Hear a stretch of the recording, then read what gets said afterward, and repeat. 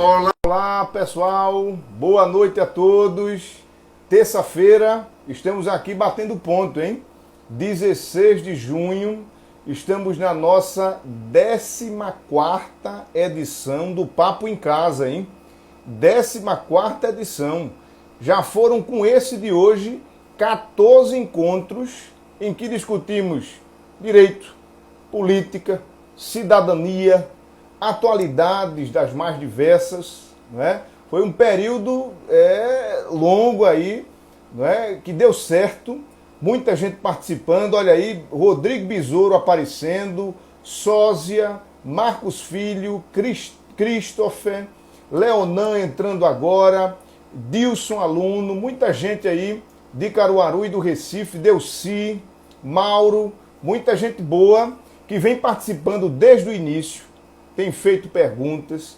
E diga-se de passagem, viu, pessoal? É importante a gente dizer que o nosso Papo em Casa aqui não tem sido somente um mecanismo de uso ao vivo. Muita gente tem ido lá no perfil, assistido depois, né? E feito seus comentários, mandado perguntas, inbox, né? Participado, sugerido convidados, né? Isso tem sido bastante importante para a gente. E eu, no início, já gosto sempre de agradecer a vocês, ó, tantos amigos que estão aqui. Agora entrou o Beto, grande Beto. Amigos aqui, alunos, Bruno, Ana Afonso, Delci, Yuri, né, o pessoal de Caruaru e do Recife também, Fafiri e Unifavip, aqui presentes, os amigos, os alunos, ex-alunos. Prazer grande, obrigado pessoal pela participação, pela constante ajuda aí, né? Na discussão, na sugestão de novos nomes. E hoje a gente recebe aqui o João Campos, figura que vai estar aqui conosco, dividindo algumas experiências, conversando sobre política, sobre a experiência dele lá, como é que tem sido no Congresso Nacional, né? Deputado jovem, 460 mil votos, né? Pouco mais de 460 mil. E a intenção, pessoal, de trazer o João até aqui, eu vou dizer a ele assim que ele chegar, tá vindo aí, foi justamente dividir com os alunos, muitos alunos que agora serão candidatos em suas respectivas cidades, inclusive Caruaru e região, né? Que queriam ouvir de alguém jovem, alguém que já está vivendo a experiência de ser um parlamentar com a idade jovem, né? Que está enfrentando aí problemas diversos no governo conturbado, né? E que pudesse passar um pouquinho dessa experiência, conversar aqui conosco. Tem um campo aí de situações para que a gente possa conversar hoje. E João vai ser a pessoa certa para nos trazer, olha ele aí, está chegando, nos trazer essa visão e bater um papo interessante aqui conosco. Vamos esperar ele conectar aí.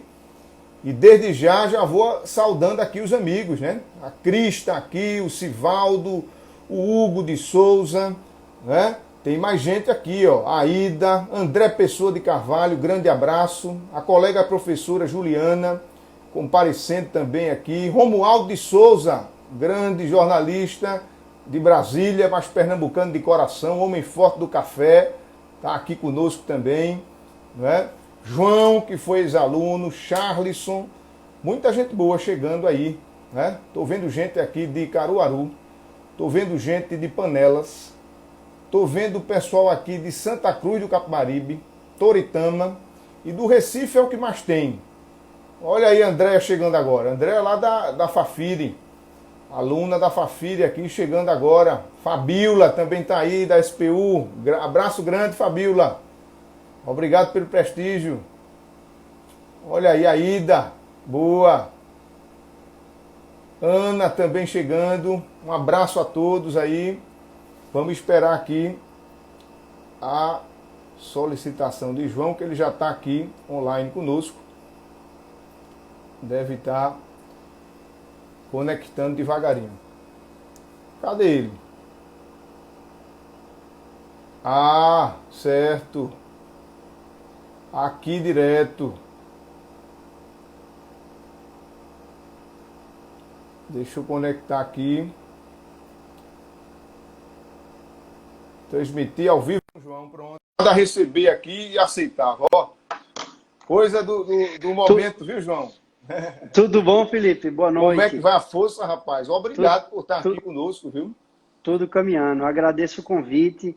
É sempre bom poder estar dialogando, estar conversando, e podendo falar sobre esse tema que é tão relevante, a participação do jovem na política, a rede social, como é Isso. que a gente engloba tudo isso.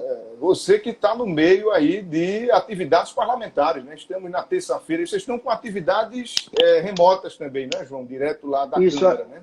a gente aprovou logo na primeira semana mais restritiva do Brasil.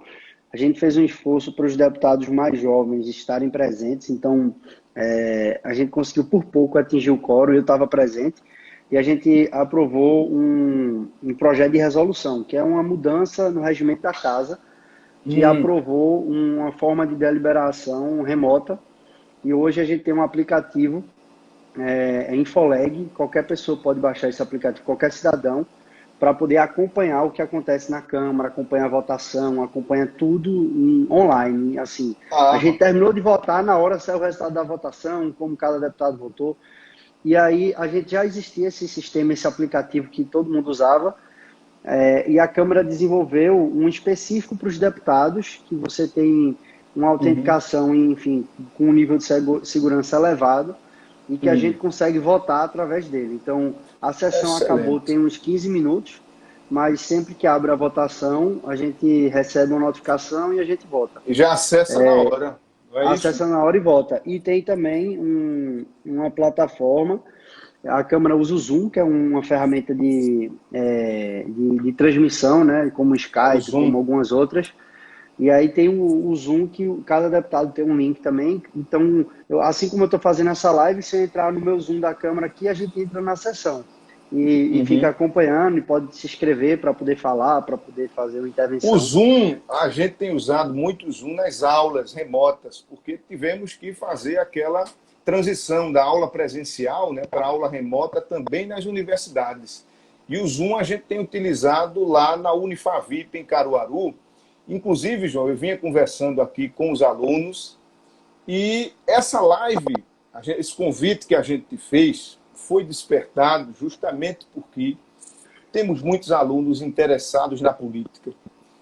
Outros, muitos deles, que querem agora concorrer a vagas em câmaras municipais, em municípios diversos ali do Agreste, outros aqui também no Recife. E os alunos sempre perguntavam, professor, traga alguém para falar da juventude, alguém que tenha tido recente experiência no ambiente democrático, em eleição, e que está se deparando agora com essa situação que aí está. E você teve aí, foi o mais votado em Pernambuco, proporcionalmente um dos mais votados no Brasil todo, 460 mil votos, né, pouco mais do que isso.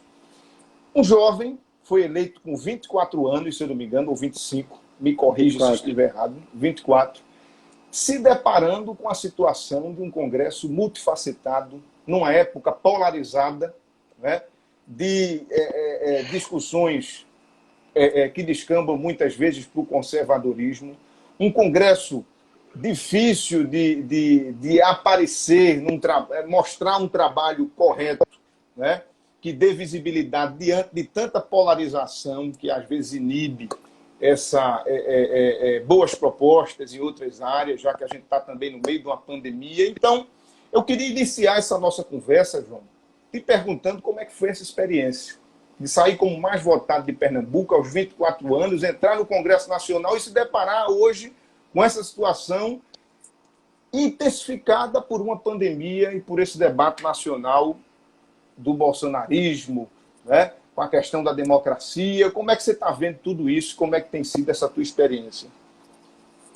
Veja, Felipe, é uma pergunta muito interessante e bastante ampla, né? A gente, na eleição de 2018, eu jamais imaginei que fosse ter uma votação tão grande. Então, eu trabalhei muito, andei muito, falei com muita gente, enfim, a gente pôde ter uma abrangência grande durante a pré-campanha e a campanha, mas no dia da eleição, eu confesso que eu passei ali muitos dias para poder caí na real do tamanho da votação, que eu não imaginava, ser a maior votação da história do nosso estado para deputado federal. E ao mesmo tempo que veio uma votação grande, veio uma responsabilidade enorme também, porque a expectativa é alta, a cobrança, o desejo de Muito acerto. grande. Então, e como é que a gente retribui com uma votação desse tamanho? Trabalhando com muita seriedade para poder enfrentar os desafios e poder entregar resultado para as pessoas que confiaram na gente. Então, a partir dali, logo depois da eleição, já emendei com a preparação para começar o mandato de maneira muito efetiva, sabendo onde queria atuar. Então, comecei como membro titular da Comissão de Constituição e Justiça, que é a mais importante da casa, logo no primeiro mês. A gente passou a integrar a Frente Parlamentar Digital, lançamos com alguns deputados jovens também a Comissão Externa do MEC, que eu era vice-coordenador, hoje eu sou o coordenador dela, em que a gente fez um trabalho de fiscalização do Ministério da Educação ao longo de todo o ano.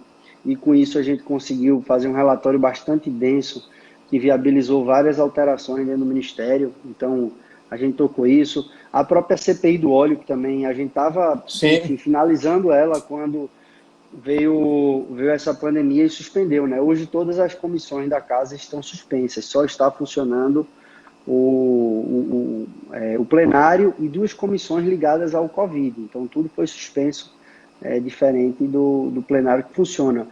E a gente tocou muita coisa. Agora eu estou lançando a Frente Parlamentar em Defesa da Renda Básica.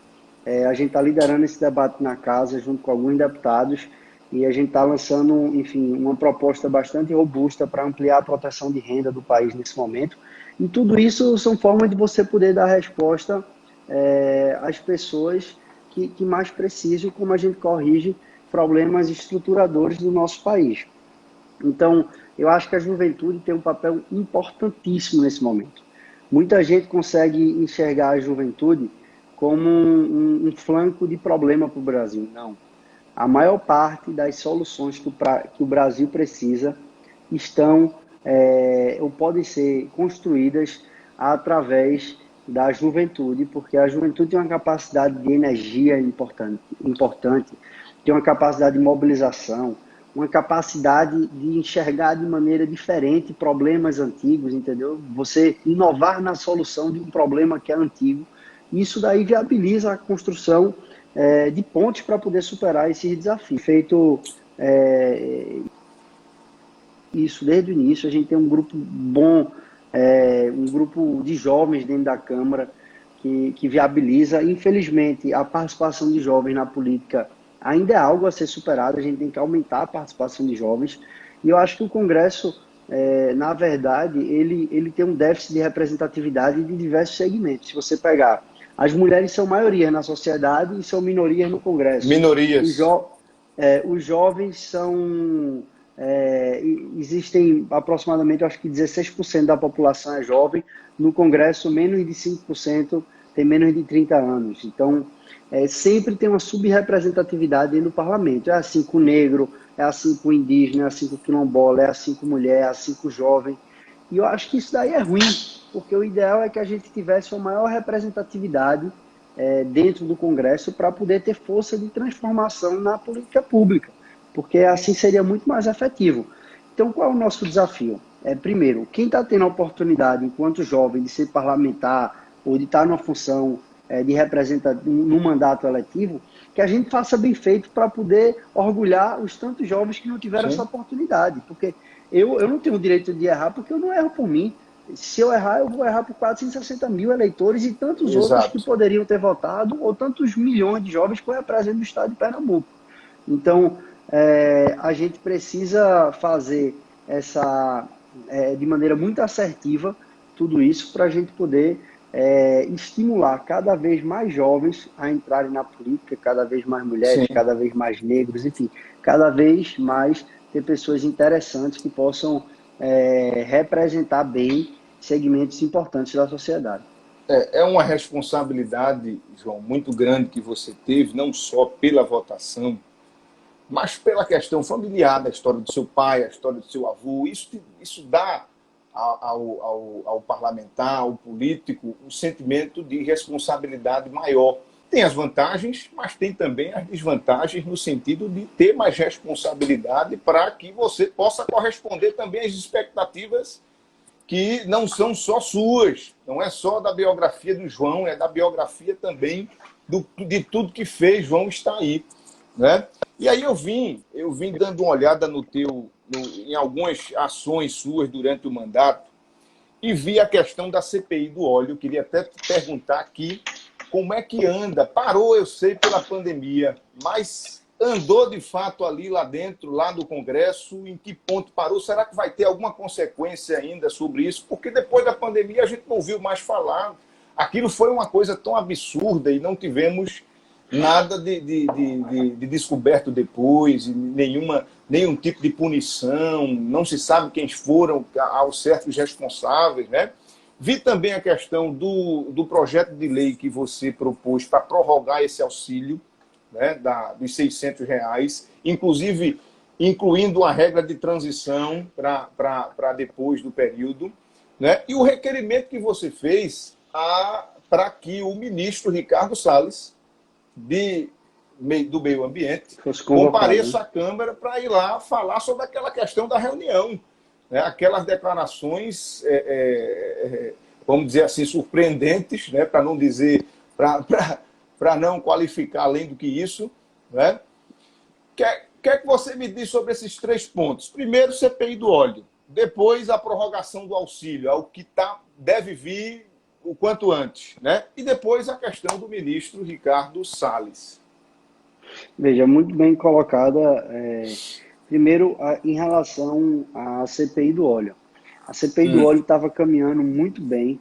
A gente tinha feito várias audiências importantes, já tinha feito o recebimento de material sigiloso por parte da Marinha, da Polícia Federal, dos órgãos que vinham acompanhando aquele, enfim, enorme crime ambiental, a maior extensão da história do nosso país, né? Mais de 3 mil quilômetros de costas atingidos. E a gente vinha tocando isso num ritmo muito positivo enfim, estava próximo de ter um desfecho. Mas agora as comissões da Câmara, no caso a CPI é uma comissão parlamentar de inquérito, ela está suspensa. Então, não é que eu não quero tocar, eu não tenho como fazer reunião porque não tenho como ir para Brasília, não. Está proibido fazer reunião de comissão nesse momento. Então, eu não posso fazer uma audiência pública, não pode convocar um ministro, não pode convocar uma autoridade ambiental, não pode convocar ninguém, não pode ter reunião da comissão. Então, isso é muito preocupante, porque eu acho que a gente deveria sim estar tocando isso devia estar funcionando, mas hoje é proibido. Então, por exemplo, a gente tem uma série de materiais sigilosos que ficam dentro de uma sala para material sigiloso da Câmara dos Deputados. Essa sala não está em funcionamento agora porque o número de funcionários na Câmara está restrito. Enfim, a gente está limitado pela pandemia e eu defendo que o Parlamento volte o quanto antes, porque o Parlamento tem um papel fundamental nesse momento. E, enfim, a gente caminhou muito, então tinha muita coisa já de formação desencontrada que nós havíamos identificado, várias explicações que poderiam vir dali, vários desafios que havia e várias divergências que haviam entre o IBAMA e a Marinha, por exemplo, 2 órgãos federais que tinham visões diferentes da origem do vazamento de óleo. Então, um aceitava um laudo de uma empresa privada, o outro não aceitava. Então, a gente já tinha conseguido identificar várias fragilidades que poderiam ser trabalhadas para encontrar uma solução. E a gente já estava ali próximo, já faltaria ali um espaço pequeno de tempo para terminar o nosso relatório. Veio a pandemia e suspendeu. Então, assim que pudesse voltar a acontecer a CPI, a gente rapidamente vai finalizar o relatório e poder dar publicidade a tudo que foi feito. E, mais uma vez, não abrir mão de punir os responsáveis, porque aquilo foi um crime ambiental sem precedentes. Teve sim inação por parte do governo federal, que demorou a agir, poderia ter agido de maneira muito mais célere. Tem provas documentais disso, enfim, a gente vai poder trabalhar disso na frente. e cobrar que o Brasil tenha uma legislação ambiental mais ágil e que ela possa ser modernizada em alguns aspectos, porque o Brasil, por exemplo, não é signatário de alguns tratados internacionais que dariam uma proteção de seguro muito maior para o nosso país se o Brasil fosse signatário. Então, os tratados que o Brasil é signatário são tratados antigos, defasados e que precisam ser atualizados. Então, enfim, tem vários pontos que a gente estava tratando. Em relação Prorrogação. à prorrogação do auxílio, eu defendo que o auxílio seja prorrogado por 3 meses no mesmo valor de R$ 600. Mas eu acho que a gente tem que ir além, Felipe. Por quê? É simples você entender. São 110 milhões aproximados de beneficiários do auxílio emergencial que foi aprovado pelo Congresso. Nesse grupo, tem pessoas que recebem Bolsa Família, 41 milhões e meio de brasileiros que são beneficiários do Bolsa Família. São 13 milhões de famílias, mais ou menos 41 milhões de brasileiros. E tem uma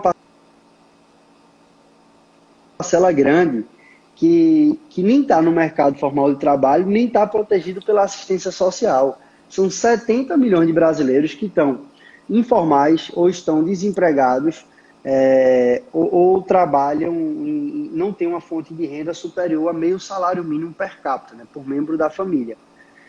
O que é que eu quero dizer com isso? Se o auxílio emergencial acabar hoje ou daqui a 6 meses, 70 milhões de brasileiros, sem considerar o número de desemprego que vai aumentar, e vai aumentar esse número, 70 milhões de brasileiros não vão ter uma fonte de renda, Desassistidos. não vão ter do que viver, não vão ter uma fonte de renda formal. Então, essas pessoas não podem ser ditas invisíveis, não pode ter ninguém invisível para o Estado brasileiro.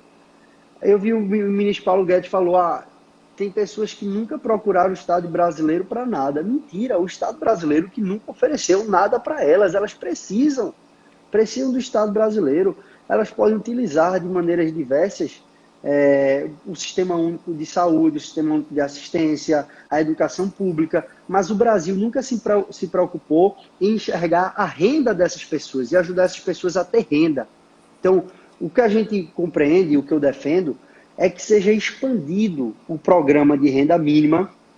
O Bolsa Família é um programa de renda mínima, ainda não é uma renda básica, é um caminho para a renda básica. Renda básica é se todo mundo receber. Então, que a gente saia de 20%, o Bolsa Família protege 20% da população. Que a gente possa proteger 50% da população brasileira e aumentar o valor que hoje é repassado para o Bolsa Família, que a gente possa aumentar esse repasse e proteger aí os mais de 100 milhões de brasileiros. Paralelo a isso, a gente só... Dentro dessa sistemática aí, o que é que você sente lá no parlamento?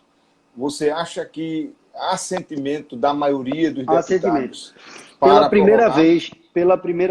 prorrogar tem. Para prorrogar eu acho que é pacífico. Vai ter uma discussão em torno do valor, né? Do valor, sim. De quanto vai ser. Eu defendo, enquanto o auxílio for emergencial, que ele seja de R$ 600. Agora, o que eu defendo é um auxílio permanente. Então, o auxílio permanente não pode ser de R$ 600, porque dá mais de 8% do PIB. Não tem país no mundo que aguente pagar 8% do PIB de renda mínima. Então, o valor vai ter que ser corrigido, mas só quando for uma política permanente, eterna, de transferência de renda.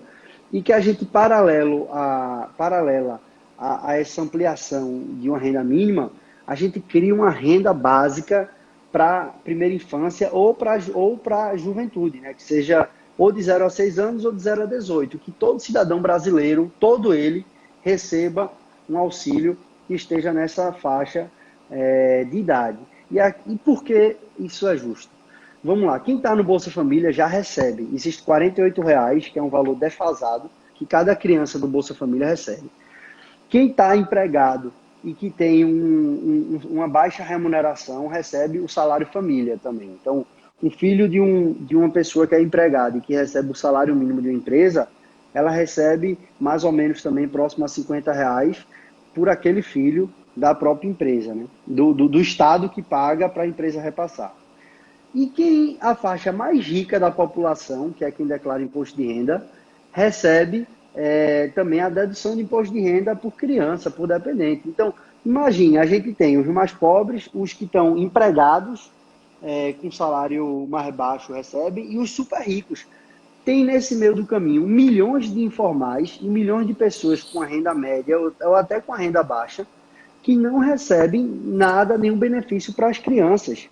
E a gente tem um número que mais de 60% das crianças do Brasil estão na pobreza. Então, você focalizar a universalidade de um benefício na criança, você vai estar dando uma grande oportunidade para que essa criança tenha uma chance de desenvolvimento maior. E a gente sabe que a pobreza do Brasil ela tem uma característica transitória. O que é isso? Você olha a pobreza de um país que tem uma pobreza crônica muito mais elevada. A situação de pobreza daquela família, daquela pessoa, vai ser constante. No Brasil tem sim pobreza crônica, mas a maior parte da pobreza é transitória. O que é isso? Uma família pode receber um salário mínimo hoje e passar 3 meses sem receber. E a fase de entrada para uma pessoa sair ou entrar, ou simplesmente entrar num programa como Bolsa Família, demora 3 meses. Nesses 3 meses a pessoa passa fome. Então, é importante garantir que todas as crianças do Brasil, independente de quanto os pais recebam ou não, que essas crianças tenham uma renda garantida, um auxílio garantido, porque mesmo na condição de pobreza transitória, ela estará protegida. E com isso a gente protege, por exemplo, o trabalho infantil aumenta muito durante a crise, a precarização da mão de obra e principalmente o trabalho infantil, que é criminoso, ele aumenta muito e a gente tem que proteger. Então eu defendo essa renda universal para a criança e a ampliação da renda mínima de 20% da população para 50%. 100 milhões de brasileiros recebendo essa renda mínima. E a terceira pergunta que você fez foi referente, me lembra? Ricardo Salles, o ministro, Ricardo Salles, né, que a declaração. você fez o requerimento, né, para que ele vá à Câmara para prestar esclarecimento sobre aquela declaração na reunião, como diz o senador Cristóvão, na reunião dos horrores, né, que foi divulgada. Ali, o que o ministro disse não foi apenas infeliz, foi criminoso. Eles vão utilizar que ninguém está olhando para o que está sendo votado, só estão falando o corona, e a gente passa a boiada, flexibiliza a legislação ambiental, a gente muda as normativas que protegem o meio ambiente, enfim, ele disse tudo isso. Isso eu vou dar alguns adjetivos para o que é essa frase. Essa frase, primeiro, ela é criminosa, ela é desrespeitosa e ela é burra. É uma frase burra. Por quê? Porque as pessoas precisam enxergar que o mundo mudou. A gente está em pleno século XXI.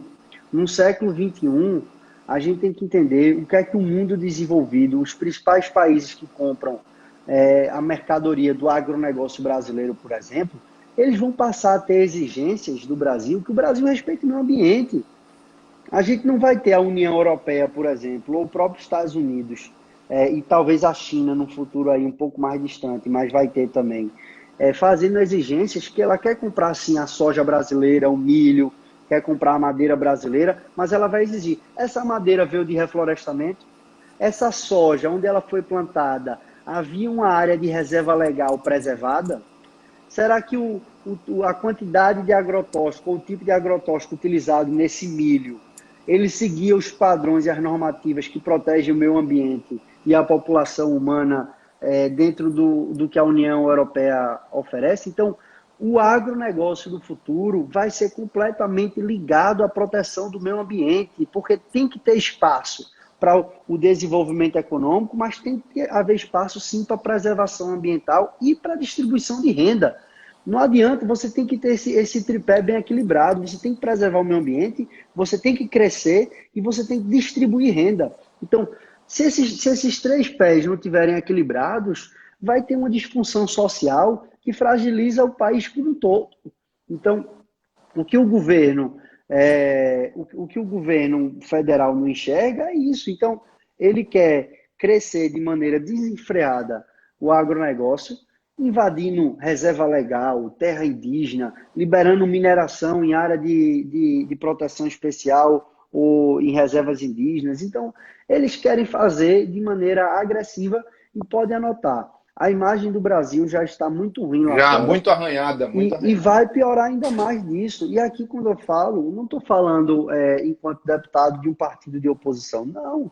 Eu estou dizendo, você basta ler. Se as pessoas que estão assistindo a live dê uma olhada em matérias, inclusive editoriais. Editoriais, para quem não sabe, é quando você pegar a editorial da Folha de São Paulo, é quando a direção da Folha, a direção jornalística da Folha, do jornal, faz um texto e assina por Folha de São Paulo. É o que o Geralmente está no jornal pensa. iniciozinho do jornal. Está no início. Então, os editoriais, eles são peças muito fortes, assim. Então, quando você vê um editorial que critica Bolsonaro, do New York Times, do The Guardian na Inglaterra, É um da The sinal. Economist, então, quando você tem matéria ou editorial vindo desses veículos, que são, eu repito, tem veículos de comunicação, tem desde o Washington Post, americano, o New York Times e tantos outros, tem veículos que são de direita, inclusive, são veículos liberais e que criticam o governo Bolsonaro. Então, a imprensa do mundo está criticando o governo federal. Então, é importante ter compreensão disso. E só para finalizar, a gente sempre, quando a gente faz uma comparação, a gente está fadado a comparar sempre a situação de uma cidade, de um estado ou do país. E aí você compara a oposição, situação, se é de direita, de esquerda, se é liberal, se é conservador, enfim. Você fica estigmatizado. Ah, mas ele é de um partido de oposição do presidente, enfim. Agora, a gente está olhando o mundo inteiro enfrentar o mesmo desafio, que é o desafio do coronavírus e a pandemia.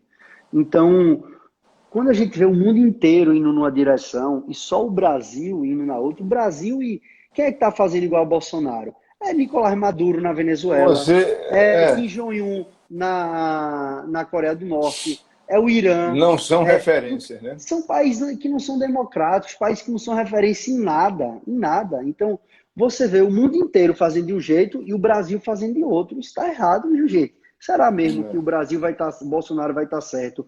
E Angela Merkel, Emmanuel Macron, o próprio Boris Johnson, Donald Trump, que são pessoas que, enfim, têm uma divergência ideológica deles, estão fazendo diferente de Bolsonaro. Então, enfim, deixar só essa reflexão aqui para as pessoas poderem acompanhar. Claro, João fez uma passagem aí pelos 3 temas que a gente deu uma olhada no desempenho do teu mandato, e a gente não poderia deixar de falar em eleições, João. E eleições, inclusive, enquanto pauta do Congresso Nacional. Nós temos aí, não só do Congresso, mas do TSE, nós temos aí uma pandemia, temos uma eleição marcada, ainda não foi mexida, está marcada conforme a Constituição, primeiro domingo de outubro, mas a pandemia tem se arrastado e possivelmente não será no primeiro domingo de outubro. Como é que está essa discussão no Congresso Nacional? O que é que vocês estão visualizando por Brasília e que possa vir a ser aplicado de fato no adiamento? Será que vai para dezembro? Vai para novembro? E mais, a gente pontuou aqui em falar de juventude e redes sociais. As eleições têm cada vez mais, o próprio Bolsonaro é um exemplo disso, sido permeada pela atuação das redes sociais, pela influência das plataformas digitais, os robôs. Como é que você está vendo aí uma eleição de pandemia, em meio à pandemia, vai exigir que a gente mexa mais e faça mais propaganda, ainda mais pela internet. Que se tenha uma influência maior da internet no campo democrático, na discussão democrática, nos municípios, que se nacionalize, talvez, a discussão regional. Como é que você está vendo isso aí? Como é que está o prazo em Brasília e a influência das redes na campanha? Veja, a gente saudar aqui algumas pessoas que estão acompanhando. Romualdo, que você citou logo cedo, João Suassuna. João passou aqui, exato. Um abraço para João. Agora João Pablo vai estar conosco, acompanhando. Viu? João Sábado. também vai estar, né? Pablo, que é advogado, também está aqui acompanhando. Pablo.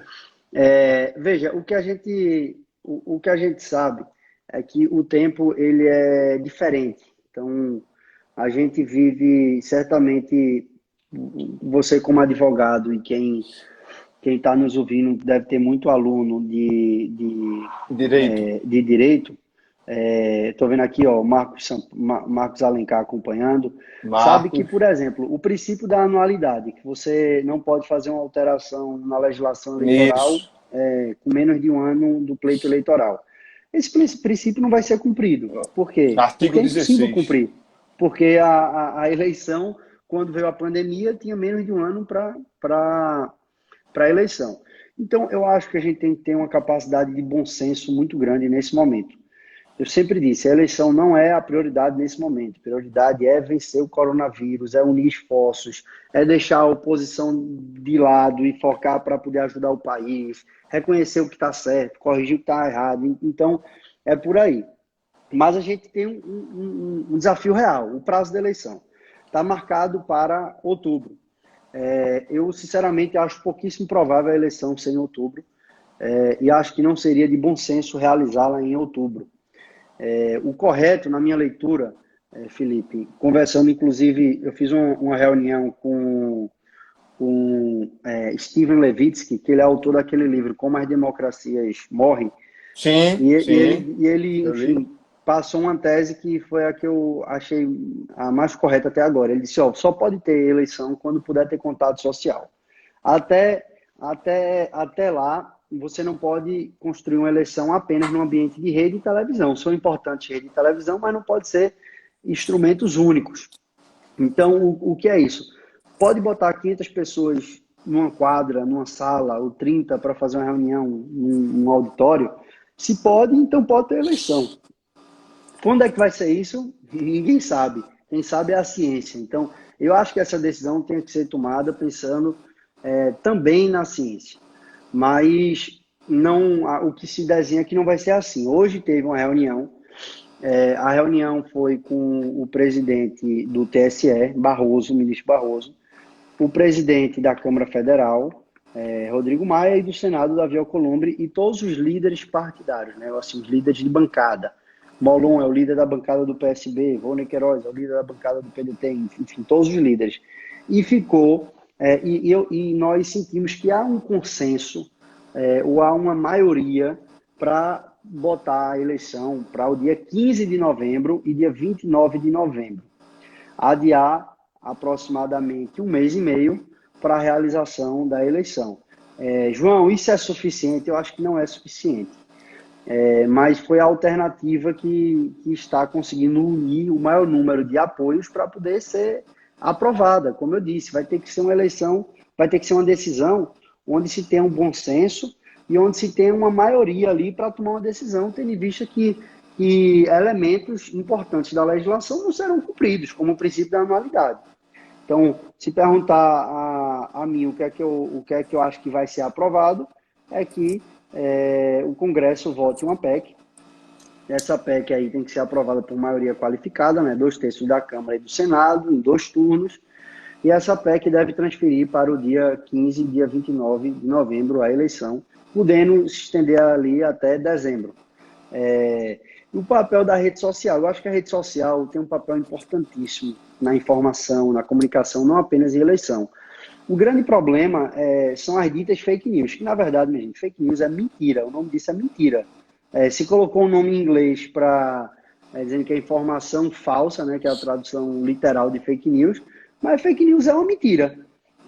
E a mentira não pode ser tolerada. Então a gente tem hoje uma rede, principalmente por parte do bolsonarismo, que tem uma capacidade de robô e uma capacidade orgânica muito grande também. É uma rede que tem um volume orgânico, mas que é uma rede que parece que se dispõe a fazer muito mais o mal do que o bem, de querer desconstruir. Eu não vejo eles com proposta, eu não vejo... Quando eles vêm com proposta para, enfim, acreditar que a Terra é plana, ou então querer agredir o maior parceiro comercial do Brasil, que é a China. Você discorda ideologicamente da China, agora não queira brigar com eles, porque o maior parceiro comercial do Brasil no mundo é a China. Quem tem o maior número de importação de soja, de minério, de milho, que bota a balança comercial do Brasil lá para cima é a China. Você vai querer brigar com a China? Então, enfim, eles não sabem propor, sabem brigar. Então, e sabem desconstruir. Então, eu acho que tem que ser, sim, colocado um freio institucional nisso.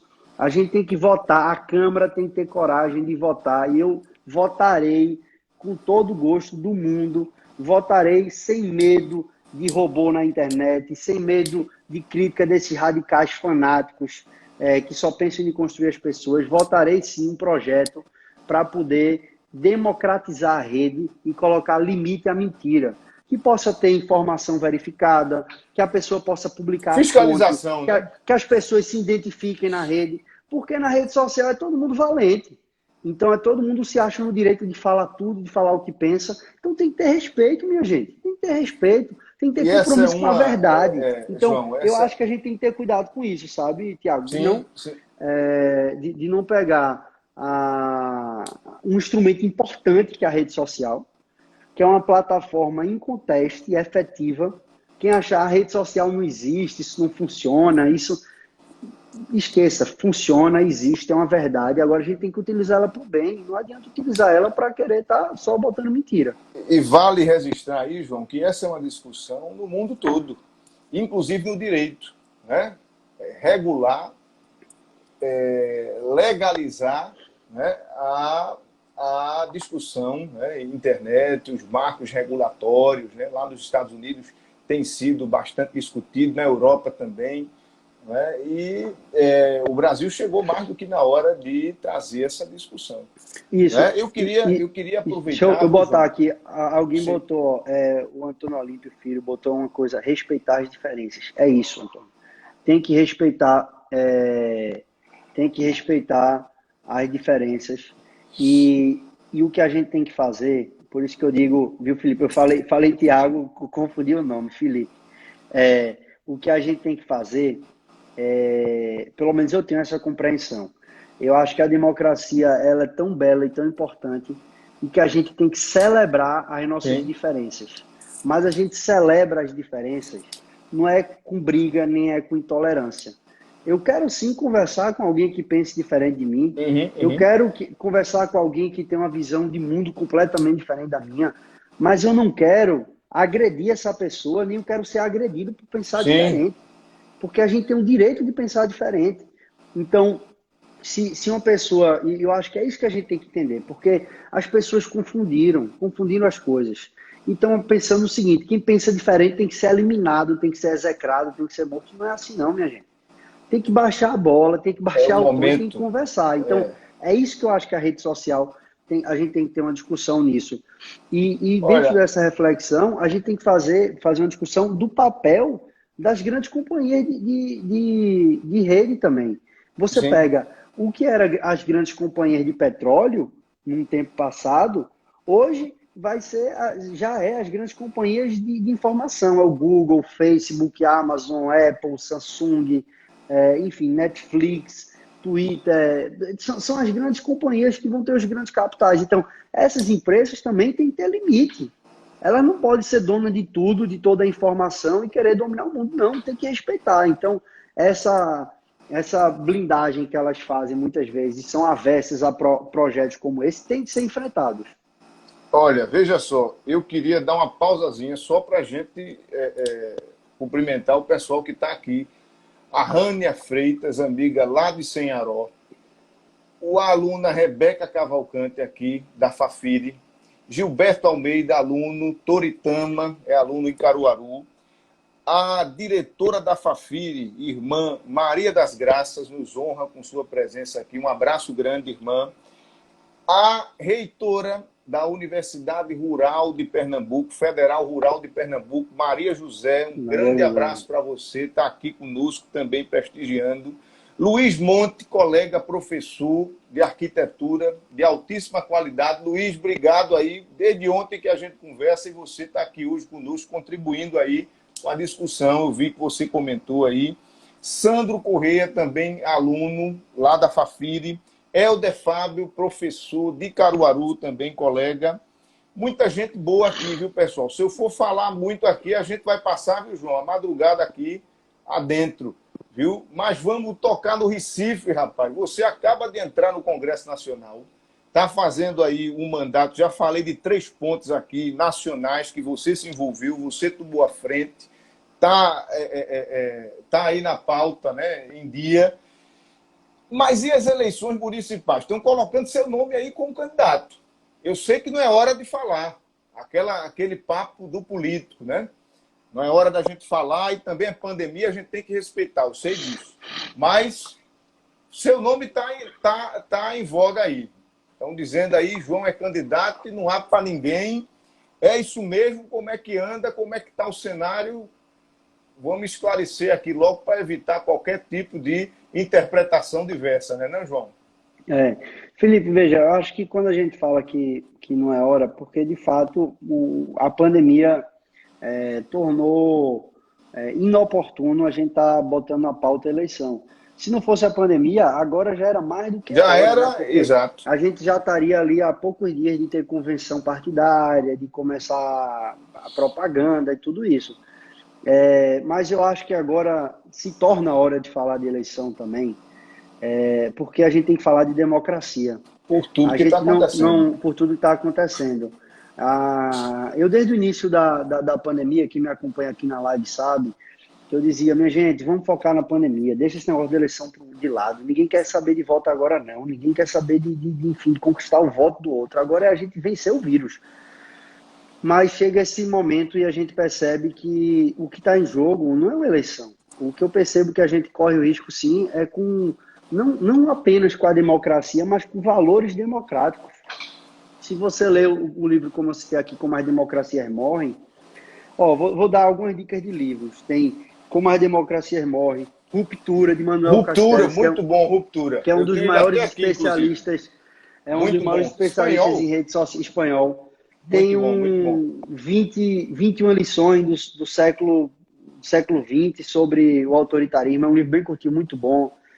Enfim, tem vários livros. Se você for olhar, todos eles trazem um manual de assim, qual é a cartilha que os Que movimentos vem sendo autoritários usam. adotada, isso, Não vou dizer isso. nem governos autoritários, que os movimentos autoritários usam. Eles são muito parecidos, minha gente. Só basta Uhum, para uhum. a gente não precisa inventar a roda. A roda já foi inventada, então a gente não precisa. O que está acontecendo no Brasil parece às vezes que é um papo ó, mandar um abraço aqui para a Joana Maranhão, que está acompanhando e diz que a democracia morre a cara do Brasil atual. É isso, Joana. Verdade, Você lê um verdade. livro desse, um livro desse foi escrito por um professor de Ruptura. Harvard, Ruptura para o Espanhol. Você lê o livro Exato. e você diz, meu irmão, foi no Brasil. E Parece que diga-se é de o Brasil. passagem, foram escritos, Ruptura mesmo foi escrito em 2013, né? Foi depois da Você, Primavera Árabe. Isso pois foi em é, você. 2013, E ele 2013, cita, 14. inclusive, aqueles nossos protestos que tivemos aqui durante o governo Dilma, em 2013. Né? Ele faz ainda uma prévia do que vai acontecer e agora confirma, né? Tudo que tem. Exatamente. Então, eu acho que é importante a gente fazer essa discussão por isso. E aí, quando a gente fala da eleição e do Recife especificamente, eu acho que a gente tem que entender. Meu pai sempre disse, as pessoas às vezes querem ser as coisas e não sabem por que querem ser. Então, tem que ter uma clareza muito grande, que não é um projeto de uma pessoa, de um nome. Você tem que representar um projeto de um conjunto. No caso aqui tem a Frente Popular, que já fez muito para o Recife. Você tem ações importantes para serem concluídas, você tem ações que devem ser celebradas, que foram acertadas, e você tem muita coisa para inovar, para mudar também, para poder transformar, para poder trazer uma força, trazer uma experiência. Então, enfim, eu digo isso só para dizer que eu nunca vou entrar num projeto que seja um projeto pessoal. Acho que tem que ser um projeto coletivo, que represente um conjunto de ideias, porque as pessoas passam. Eu estou aqui hoje, amanhã posso não estar. Eu estou hoje deputado, daqui a 2 anos posso não estar. Então, o que fica são as ideias e é o que você transformou. Então, eu acho que um projeto para uma cidade como a do Recife, e que se um grupo entendeu, a Frente Popular, o meu partido entender que deva ser através de mim, eu vou estar à disposição como sempre estive para poder fazer isso. Mas que falemos de conjuntura da cidade, dos problemas, das soluções, de onde a gente pode melhorar, quais são as potencialidades, como é que a periferia é um ativo da cidade e não um problema, como muita gente enxerga. Não, a periferia é uma solução da cidade do Recife. Então, tem muita coisa para ser discutida e eu acho que a hora certíssima para essa discussão vai ser aí nos próximos meses, quando começar de fato e quando a gente tiver uma tranquilidade da pandemia maior, porque nosso foco ainda está muito na pandemia. Então, verdadeiramente eu lhe digo, minha agenda durante o dia, das 12, 15 horas que a gente fica trabalhando, eu posso dizer que 80% desse tempo é pensando na pandemia. É pensando na pandemia, fazendo projeto, fazendo, enfim, articulação na Câmara, cuidando da comissão, fiscalizando o Ministério da Educação, sou membro titular da comissão mista do coronavírus, enfim. Então, é o dia todo cuidando do coronavírus. É uma pauta difícil, pesada para pensar em eleição, mas que vai chegar uma hora aí, Não, vai por conta chegar. do calendário, né, que você vai ter que... Já está chegando, é isso que eu disse. Antigamente a gente não estava nem falando isso. Hoje a gente já tem que falar porque os valores que Já estão tem, em jogo são exato, muito relevantes. exato. Mas que quem está me ouvindo aí certamente está mais preocupado, me corrija se eu estiver errado, deve estar Com mais certeza, preocupado com o com certeza, coronavírus do que com a eleição. com E eu, certeza, com certeza. João, mas a gente olhando esse quadro que está aí de pandemia e falando em eleição, mesmo que isso seja adiado, a impressão que eu tenho, a gente tem as redes sociais, falamos dela agora, da influência, a impressão que eu tenho é que isso vai beneficiar quem está no poder. Esse tipo de eleição. Se a eleição vai ser feita, mesmo em novembro, por exemplo, né? Eu acho que o candidato jovem hoje, como os meninos aqui, alguns vão ser candidatos no interior, por exemplo, que quer se apresentar à sua cidade, aos seus vizinhos, aos seus moradores, cidades pequenas, vão ter dificuldade no contato.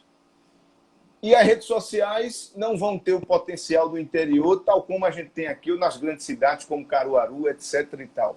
Você não acha que isso vai influenciar no desempenho de novas lideranças, nesse novo quadro de eleições que está por vir aí, com essa conturbação da pandemia? veja, eu acho que a gente está vivendo um momento muito atípico. Então, é uma espécie assim, a gente vai ser cobaia, a gente vai testar muita coisa que não sabe como funciona, porque quem imaginou fazer uma eleição com restrição de contato social? É uma eleição onde ela vai se dar. Sem contato físico, né? Exato, sem contato social, como eu destaquei. Então, isso daí coloca em desafio o próprio sistema e você coloca também as diferenças e as desigualdades do Brasil, elas ficam ainda mais escancaradas. Então, por exemplo, uma cidade grande como Recife, ela tem uma cobertura de internet maior, tem cobertura de televisão e de rádio. Mas se você for pegar uma cidade pequena do interior, ela vai ter uma zona rural grande, que não vai ter Isso. cobertura De de internet. internet na zona rural. Se tiver a cobertura, a pessoa pode não ter um smartphone ou não ter o acesso àquela internet. Então, é muito mais complexo, não vai ter televisão. Então, o Brasil é muito desigual, né? O Brasil é muito diferente, é muito diverso. Então, eu acho que é cedo para a gente saber como é que vai ser o comportamento. Eu espero que o Brasil acerte, né? Eu espero que o Brasil toma, de maneira geral, os municípios possam tomar decisões coerentes e assertivas. Porque num momento como esse, de grande incerteza, você tomar decisões, enfim, equivocadas ou você fazer apostas erradas, isso vai custar muito caro para as cidades. Então, eu acho que as pessoas não. Normalmente, ninguém deseja errar, né? Ninguém sai de casa. Hoje eu estou disposto a errar. Não, ninguém faz isso. Mas é preciso ter uma atenção redobrada para poder acertar, porque mais do que nunca o Brasil precisará de muita energia, muita disposição e capacidade de trabalho para sair desse atoleiro. É isso aí, João. Estamos chegando ao fim aqui. Já já vai contabilizar que o Instagram agora, você sabe melhor do que eu, ele nos limita a 1 hora, né? A 1 hora de live direta. Né? E eu queria, João, finalizar com uma pergunta que não dá para deixar de fazer a você. Como é que você se sente diante disso que tem acontecido, dessas operações da Polícia Federal, diante da Prefeitura, essa questão da pandemia, dos ventiladores e tal? Como é que você tem visto isso aí? Isso que também está meio nebuloso ainda para a população toda, né? A gente só vê as notícias, mas não consegue processar a verdade ainda, porque está muito nebuloso, como falei, né?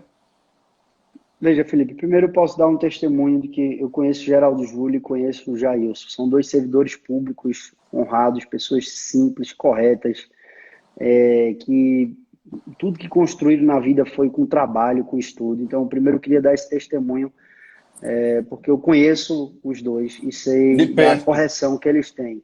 Então, eu faço questão de ser verdadeiro com aquilo que eu acredito e com aquilo que eu conheço. Eu faço questão de dizer a quem está me acompanhando. Segundo ponto, você falou da questão dos ventiladores. O mundo inteiro virou uma grande corrida atrás de equipamento, de insumo, de respiradores. Quantas matérias a gente não viu? Os Estados Unidos foi fazer aquisição na China com dólar em espécie, tirando de dentro dos aviões e colocando nos cargueiros do exército americano para poder levar para os Estados Unidos. Um carregamento vinha da França, por exemplo, ou vinha da Ásia, parava nos Estados Unidos para vir para o Brasil ou para outro país, era apreendido, porque os Estados Unidos pegaram. Então, o mundo inteiro fez uma corrida por equipamento de proteção individual, por respirador, enfim, por tudo. No Recife, essa correria também foi muito grande. Geraldo conseguiu montar 7 hospitais de campanha. Enquanto isso, Felipe, para você ter uma ideia, que as coisas são diferentes. Você não pode botar a farinha de 2 sacos diferentes no mesmo saco. No Rio de Janeiro, por exemplo, que teve todo tipo de confusão lá, não tem um hospital entregue. São 7 hospitais parados que não entregaram. Aqui, minha gente, tem 7 hospitais há 40 dias funcionando, que já salvaram mais de 2.000 pessoas, que receberam alta. Então, você pega o governo federal, com o orçamento que tem, eles fizeram o primeiro hospital. Cadê alguém falando isso? É o primeiro hospital inaugurado pelo governo Bolsonaro de campanha. Foi inaugurado na semana passada, em Goiás, depois de 40 dias que a Prefeitura do Recife, que tem um orçamento desse tamanho comparado ao do governo federal, tinha entregue o 7º hospital. Então, muita coisa foi feita com correção. Eu acho que o trabalho dos órgãos de controle são trabalhos fundamentais que devem acontecer. Respeito todos os órgãos de controle. São conquistas importantes da redemocratização do país, principalmente. Então, acho que tem um trabalho importante. Em relação a essa questão dos respiradores, foi feita uma aquisição e a empresa tinha um compromisso de fazer a certificação do equipamento, né? A Anvisa, ela ia certificar na Anvisa. O equipamento não foi certificado, a prefeitura devolveu o equipamento e recebeu o dinheiro de volta. Então, não teve um real gasto. Em relação a esse outro ponto, a aquisição, todo o material foi entregue, foi utilizado com preço do mercado, mais barato que você pegar. Tem prefeituras da região metropolitana, você pega a prefeitura de Jaboatão, por exemplo, ela fez a contratação do mesmo material, muito mais, quase 2 vezes o preço, mais caro do que foi aqui. O daqui já recebeu, já utilizou, enfim, todo o material foi entregue, foi utilizado e está salvando vidas. Basta ver os hospitais, são 7 hospitais que estão funcionando. Agora, eu acho que os órgãos de controle devem sim acompanhar. Agora, o que não pode fazer é disso um palanque eleitoral, um sensacionalismo. Porque e a mídia ajuda muito, né, João? Você, por exemplo, no caso, você faz uma busca para poder pegar uma cópia de um processo licitatório. Pronto, você bota uma repercussão do tamanho do mundo, todo acha que ninguém presta, que ninguém é honesto, que ninguém fez nada. Enquanto isso, já, Felipe, sabe o que é que vai valer a pena? Num caso, se Geraldo tivesse tomado a decisão e ter dito, eu não vou fazer nenhum hospital de campanha, fazer feito o Bolsonaro fez. Não vou fazer nada. Pronto, ficava na prefeitura, não fazia nada, não contratava um hospital, não comprava um respirador, não montava um leito, não salvava uma vida. Pronto. E aí? Agora, ninguém fez querendo errar, fez tudo com a maior correção possível. Que seja acompanhado, que seja investigado. Agora, as vidas estão sendo salvas. Enquanto isso, eu quero ver um leito de hospital temporário que Jair Messias Bolsonaro montou no Nordeste. Não estou dizendo nem em Recife, nem em Pernambuco, no Nordeste brasileiro. O único hospital de campanha que ele montou, 70 dias depois, foi em Goiás. Então, assim, eu acho que, sinceramente, tem que ter muita cautela João, nisso tudo. Estamos aí a pouco menos de 1 minuto de encerrar. Eu queria lhe agradecer. Acho que a gente fez um passeio grande aí, de juventude, rede social, as pautas no Congresso, eleições e também dessas questões tortuosas de falar, mas que tivemos que conversar. E lhe agradeço pela generosidade democrática, como disse aqui semana passada a ex-senadora Heloísa Helena, que esteve aqui com a gente. Muito obrigado. Obrigado, obrigado, Felipe. Próximas, quem sabe. Parabéns pela iniciativa, sempre à disposição. Eu acho que esse debate é fundamental. Está aqui disposto a responder tudo, com transparência, dizer o que pensa. que as pessoas precisam é isso. As pessoas têm que ver aquilo que acha, dizendo aquilo que pensa e sendo verdadeiro naquilo que coloca. Então, parabéns pela iniciativa. Quero saudar todos os seus alunos, que vocês continuem